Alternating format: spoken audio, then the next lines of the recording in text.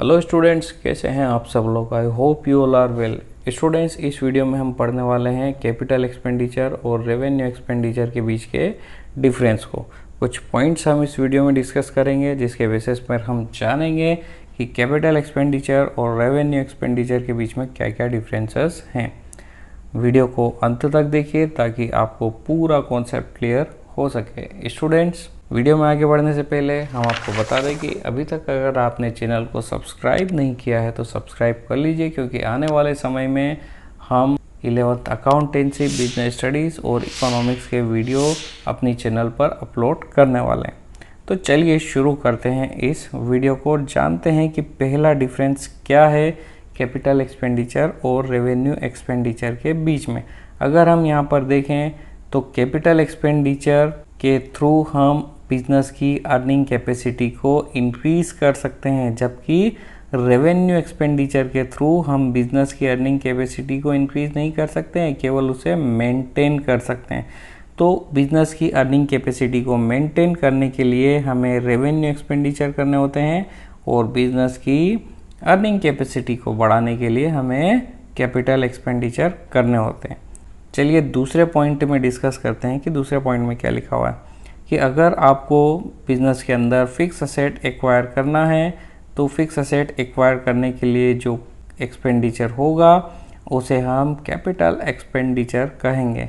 और बिजनेस के अंदर अगर आप डे टू डे कंडक्ट के लिए कुछ एक्सपेंडिचर करते हो तो उसे हम रेवेन्यू एक्सपेंडिचर कहेंगे। मतलब डे टू डे खर्चे जो बिजनेस के होते हैं, डे टू डे एक्टिविटी के लिए जो भी पेमेंट्स हम करते हैं बिजनेस के अंदर, तो उसे हम कहेंगे revenue expenditure.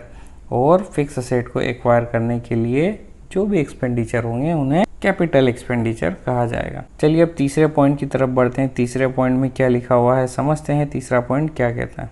Revenue expenditure generally recurring nature के होते हैं और capital expenditure generally non recurring nature के होते हैं। इसका मतलब ये है कि रिकरिंग नेचर के जो भी खर्चे हैं वो सारे रेवेन्यू एक्सपेंडिचर हैं और नॉन रिकरिंग नेचर के जो खर्चे हैं वो सारे कैपिटल एक्सपेंडिचर हैं। अब यहाँ पर रिकरिंग का मतलब होता है बार बार होने वाले। बिजनेस में कुछ खर्चे ऐसे हैं जिन्हें बार बार करने होते हैं, कुछ एक्सपेंडिचर ऐसे हैं जो बार बार होते हैं, उन्हें हम रेवेन्यू एक्सपेंडिचर कहते हैं। और नॉन रिकरिंग एक्सपेंडिचर जो बार बार नहीं होते हैं, जिन्हें एक ही बार करना होता है, उन्हें हम कैपिटल एक्सपेंडिचर कहते हैं। स्टूडेंट, जैसे अगर कहा जाए कि मोबाइल का रिचार्ज करना है, ठीक है, तो मोबाइल का रिचार्ज हमें हर महीने करना होता है। मतलब मोबाइल का रिचार्ज एक ऐसा खर्चा है जो बार बार करना होता है। तो मोबाइल का रिचार्ज जो है एक टाइप का रिकरिंग नेचर का एक्सपेंडिचर हो जाता है। और यहाँ पर अगर हम कैपिटल एक्सपेंडिचर की बात करें तो कोई बिल्डिंग परचेस करना हो या फिर कोई व्हीकल परचेस करना हो तो वो एक टाइप से कैपिटल एक्सपेंडिचर हो जाता है, जो कि कभी कभी होता है या एक ही बार होता है। चलिए फोर्थ पॉइंट की तरफ मूव करते हैं। फोर्थ पॉइंट में क्या कहा गया है।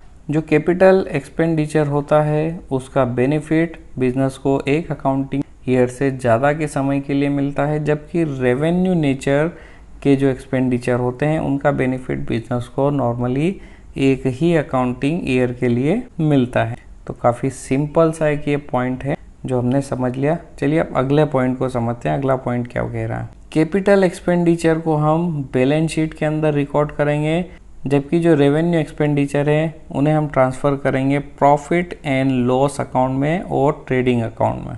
इसका मतलब ये है कि कैपिटल एक्सपेंडिचर को बैलेंस शीट के अंदर रिकॉर्ड किया जाता है, जबकि जो रेवेन्यू एक्सपेंडिचर है उन्हें ट्रांसफ़र किया जाता है trading and profit and loss account के अंदर। सो स्टूडेंट्स, आई होप आपको ये पॉइंट्स समझ में आ गए होंगे कि कैपिटल एक्सपेंडिचर और रेवेन्यू एक्सपेंडिचर के बीच में एग्जैक्टली क्या डिफरेंसेस है। ब्रीफ में हम एक बार और देख लेते हैं कि कैपिटल एक्सपेंडिचर बिजनेस की अर्निंग कैपेसिटी को बढ़ाता है, जबकि रेवेन्यू एक्सपेंडिचर अर्निंग कैपेसिटी को मेंटेन करता है। दूसरे पॉइंट में हमने देखा था कि फिक्स असेट अगर एक्वायर करना है तो जो एक्सपेंडिचर होंगे फिक्स असेट एक्वायर करने के लिए वो कैपिटल एक्सपेंडिचर होंगे, और बिजनेस के डे टू डे कंडक्शन के लिए जो भी खर्चे होते हैं उन्हें रेवेन्यू एक्सपेंडिचर में कंसीडर किया जाता है। तीसरे पॉइंट में हमने देखा था रेवेन्यू एक्सपेंडिचर रिकरिंग नेचर के होते हैं और capital expenditure non recurring nature के होते हैं। फोर्थ पॉइंट में हमने देखा था कैपिटल एक्सपेंडिचर का बेनिफिट हमें एक अकाउंटिंग पीरियड से ज़्यादा के समय के लिए होता है, जबकि रेवेन्यू एक्सपेंडिचर का बेनिफिट हमें एक अकाउंटिंग पीरियड या उससे कम समय के लिए ही होता है। और फिफ्थ पॉइंट में हमने देखा था कि कैपिटल एक्सपेंडिचर को बैलेंस शीट में रिकॉर्ड किया जाता है, जबकि रेवेन्यू एक्सपेंडिचर को ट्रांसफ़र किया जाता है ट्रेडिंग अकाउंट में या फिर प्रॉफिट एंड लॉस अकाउंट में। सो स्टूडेंट्स, आई होप आपको ये पांचों पॉइंट समझ में आ गए होंगे कि क्या है डिफरेंस कैपिटल और रेवेन्यू एक्सपेंडिचर के बीच में।